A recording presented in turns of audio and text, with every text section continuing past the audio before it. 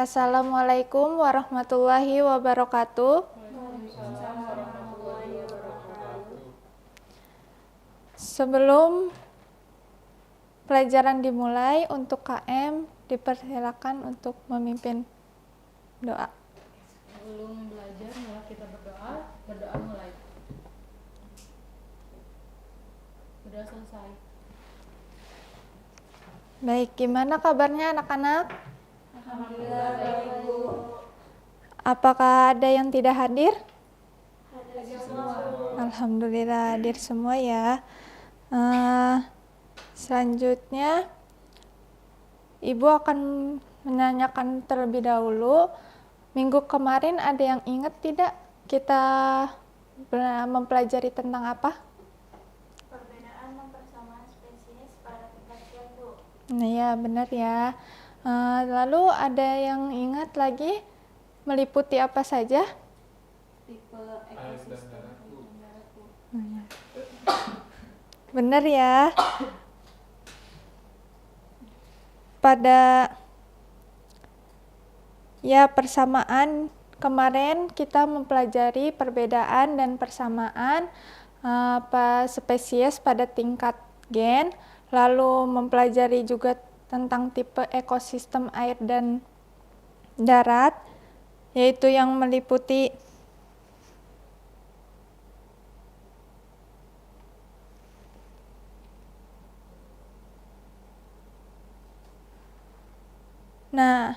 selanjutnya perbedaan dan persamaannya itu meliputi apa saja?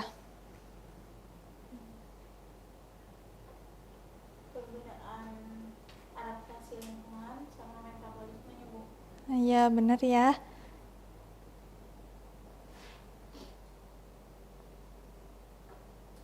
Mungkin selanjutnya Ibu akan menjelaskan terlebih dahulu tujuan pembelajaran pada hari ini, yaitu peserta didik mampu menganalisis dengan tepat dan benar melalui keanekaragaman hayati tingkat spesies melalui penyelidikan dengan sistematis tentang perbedaan dan persamaan tingkat spesies pada hewan yang disajikan dalam bentuk tabel. Nanti Ibu berikan LKPD-nya.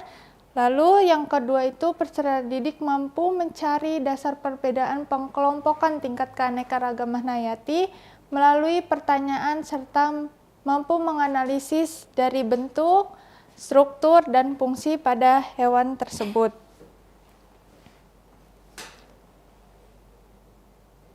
Sebelumnya Ibu akan memberikan pretest terlebih dahulu.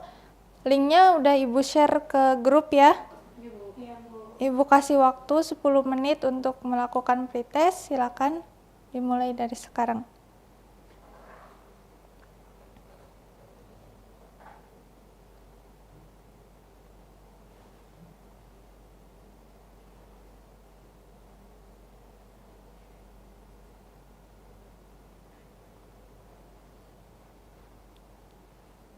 Udah? Sudah, Bu. Sudah. Baik, Ibu akan sedikit memberikan motivasi. Mari kita mulai petualangan ilmiah kita hari ini dengan semangat dan rasa ingin tahu yang tinggi. Ibu akan menayangkan video terlebih dahulu sebelum Ibu berikan LKPD-nya. Keanekaragaman hayati di Indonesia. Hai teman-teman, pernah dengar tentang keanekaragaman hayati? Keanekaragaman hayati merupakan sebutan untuk beraneka ragam makhluk hidup yang ada di bumi. Berdasarkan Kamus Besar Bahasa Indonesia atau KBBI, keanekaragaman hayati merupakan beragam makhluk hidup yang diperlihatkan suatu daerah mulai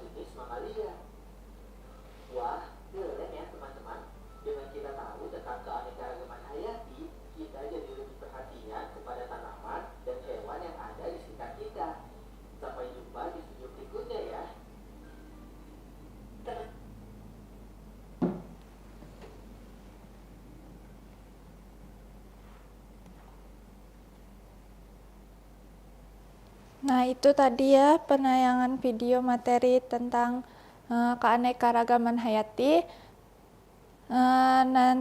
Ibu akan membagi menjadi 2 kelompok. Yang sebelah sini kelompok 1 dan yang sebelah sini kelompok 2. Nanti kalian akan diberikan LKPD yang berbeda terkait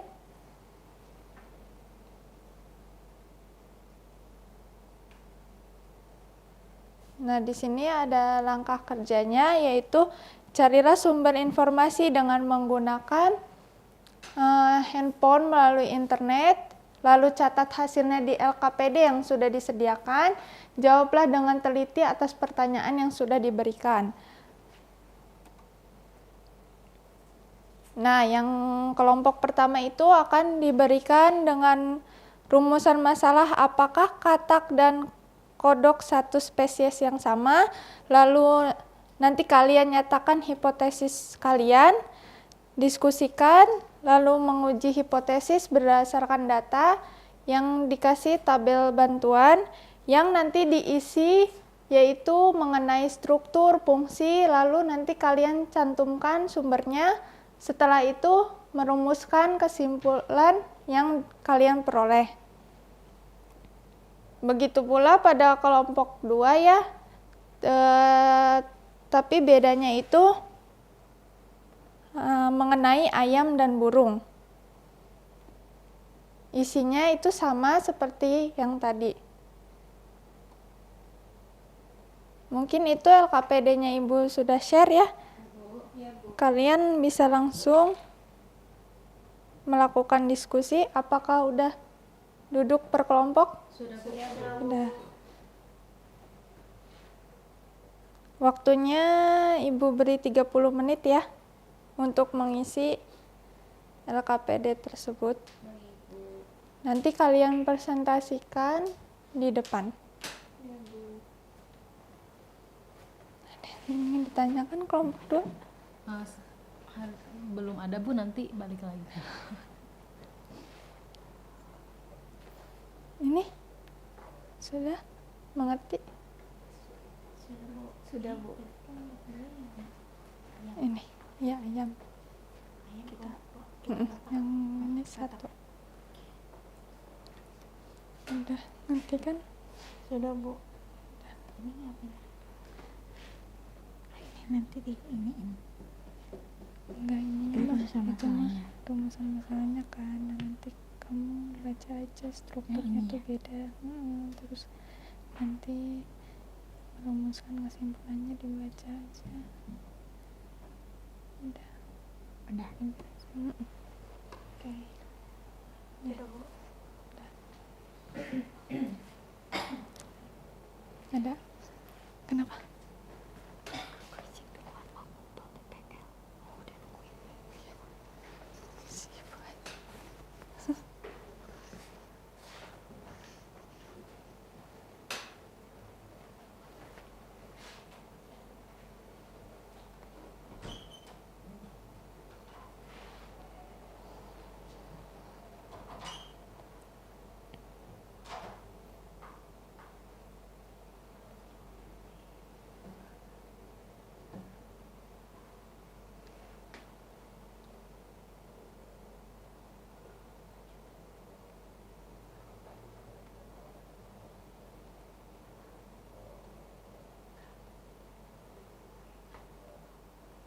Apakah udah selesai? Sudah Bu. Siapa yang mau maju duluan? Kelompok 1 apa 2? 1 Bu. 1. Silakan.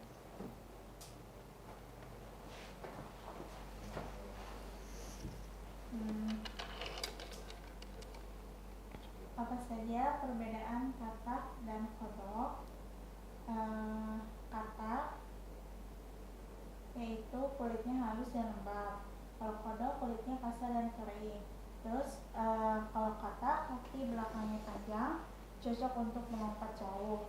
Kalau kodok kaki belakangnya lebih pendek, cocok untuk berjalan dan lompat pendek. Untuk katak bertelur dalam berkelompok besar yang mengapung di air. Kalau kodok bertelur dalam kelompok kecil atau kelompok tunggal di telur tunggal di tempat lembab. Untuk katak, biasanya ditemukan di dekat air. Untuk kodok, dapat ditemukan lebih jauh dari air, di lingkungan kering. Untuk katak, cenderung lebih aktif di malam hari. Untuk kodok, lebih aktif di siang dan malam. Kemudian untuk katak tidak memiliki kelenjar parotid besar. Untuk kodok memiliki kelenjar parotid besar di belakang mata.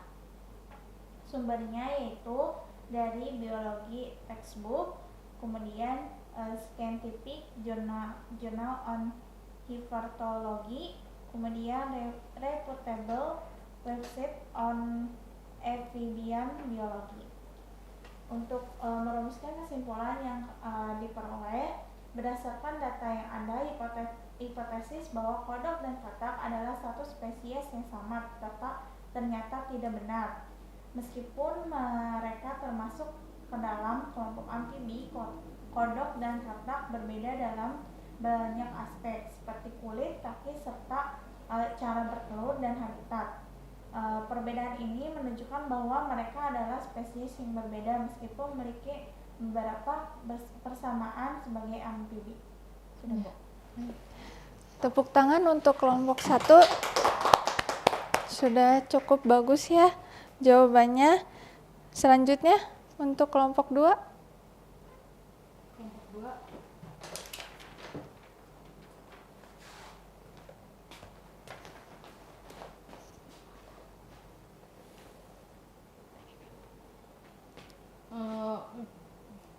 Kalau saya perwakilan dari kelompok 2 akan menyampaikan hasil diskusi kelompok 2, yaitu yang pertama rumusan masalah. Rumusan masalahnya, apakah katak dan kodok satu spesies yang sama? Hipotesisnya yaitu antara kodok dan katak satu spesies yang sama. Apa? Oh, yang ayam. Maaf, diulang lagi. Jadi rumusan masalahnya itu mengapa ayam dan burung mempunyai sayap tetapi ayam tidak bisa terbang. Kaitkan dengan struktur, fungsi, dan bentuknya. Kemudian hipotesisnya, apakah ayam dan burung merupakan spesies yang berbeda? Ayam dan burung adalah spesies yang berbeda karena perbedaan dalam struktur, fungsi, dan bentuk sayap yang mempengaruhi kemampuan terbang mereka. Kemudian uji hasil hipotesisnya, burung dan ayam. Burung itu tulang sayap ringan dan berongga, mendukung terbang. Tulang sayap lebih berat dan padat, kurang mendukung terbang. Kemudian sumbernya dari biologi textbooks. Otot dada besar dan kuat memungkinkan gerakan yang kuat, otot dada besar tetapi berfungsi lebih untuk keseimbangan dan gerakan kaki.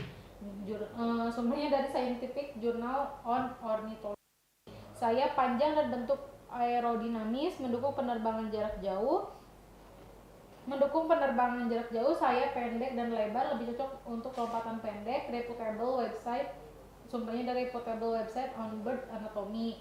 Bulu sayap panjang dan kaku memberikan daya angkat yang cukup untuk terbang. Bulu sayap lebih pendek dan lebih lunak dan tidak cukup untuk daya angkat. Itu untuk ayam. Analisis datanya. Struktur burung, untuk burung tulang sayap ringan dan berongga memungkinkan penerbangan efisien. Untuk ayam, tulang sayap lebih berat. Fungsinya untuk burung itu otot dada besar dan kuat mendukung gerakan sayap untuk terbang. Sedangkan untuk ayam, otot dada besar lebih berfungsi untuk keseimbangan dan lompatan pendek. Untuk bentuknya, burung itu sayap panjang dan aerodinamis mendukung penerbangan jarak jauh, sedangkan untuk ayam, sayap pendek dan lebar lebih cocok untuk lompatan pendek dan manuver di darat.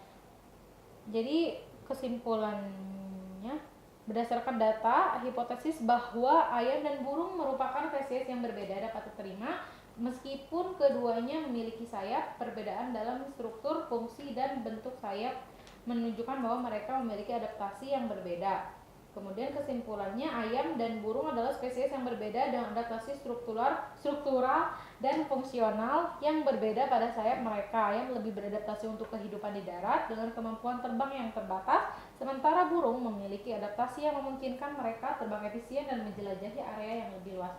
Terima kasih. Baik, terima kasih ya untuk kelompok 2. Tepuk tangan.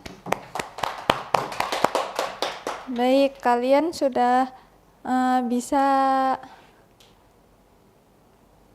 merumuskan kesimpulan yang kalian peroleh ya. Sudah cukup baik dan bagus. Nanti LKPD-nya bisa dikumpulkan di WhatsApp ya, di grup. Lalu ada yang bisa menyimpulkan? Bisa, Bu. Silakan. Jadi keanekaragaman hayati meliputi variasi spesies, genetik, dan ekosistem yang dimana pada proses pengelompokan berdasarkan karakteristik fisik, genetik, dan perilaku yang contohnya pada burung dan ayam berbeda. Fungsi dan struktur pada paruh dan kakinya, lalu pada katak dan kodok itu berbeda pada kulit dan tempatnya. Ya, sudah benar ya.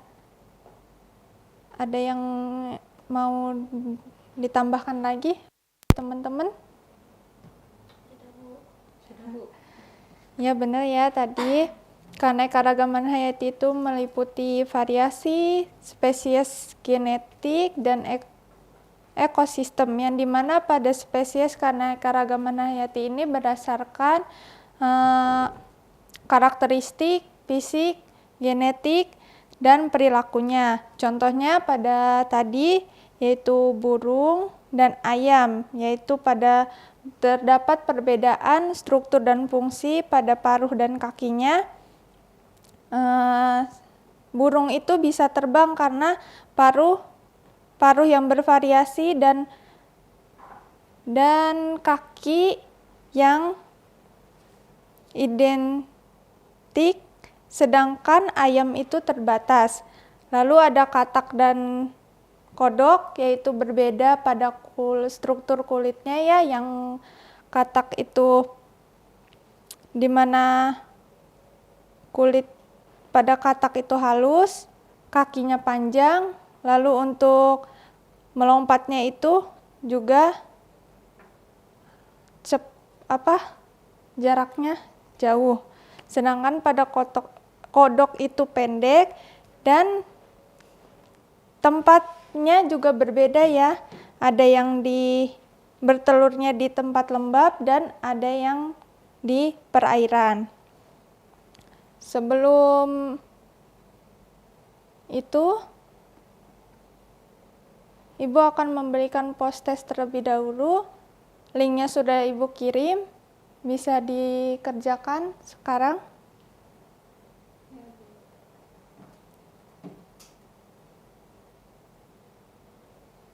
Apakah sudah? Sudah, Bu. Sudah. Mungkin sebelum Ibu tutup pembelajaran, Ibu akan menyampaikan besok itu minggu depan kita akan mempelajari mengenai masih terkait keanekaragaman hayati, yaitu berupa persebaran flora dan fauna. Apakah pembelajaran hari ini menyenangkan? Alhamdulillah ya. Semoga pembelajaran hari ini dapat bermanfaat bagi kita dan kalian semua. Mungkin sebelum ditutup, untuk KM dipersilakan memimpin doa. Setelah belajar, mari kita berdoa mulai. Sudah selesai. Baik, terima kasih untuk semuanya. Ditutup, Ibu tutup. Billahi taufiq wal hidayah. Wassalamualaikum warahmatullahi wabarakatuh.